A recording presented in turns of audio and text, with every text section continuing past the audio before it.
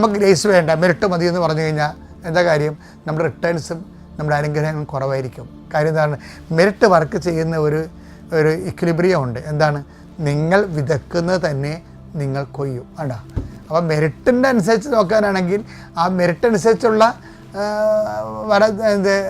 നമുക്ക് അതനുസരിച്ചുള്ള അനുഗ്രഹമേ നമുക്ക് കിട്ടത്തുള്ളൂ. അനുഗ്രഹമില്ല, ആനുകൂല്യമായാലും എന്തായാലും മെറിറ്റിൻ്റെ ഒരു അപാജയം അതാണ് ഈശോ പറഞ്ഞത്. ഗലാത്യ 5:6-7 എടുത്ത് മനുഷ്യൻ വിതയ്ക്കുന്നത് തന്നെ കൊയ്യും. അതാണ് മെറിറ്റിൻ്റെ പ്രശ്നം. അതാണ് യോഗ്യത മാത്രം ആശ്രയിച്ചാൽ നിങ്ങൾ യോഗ്യതയുള്ളൊരു അഹങ്കാരം പിടിച്ചിരിക്കരുത്.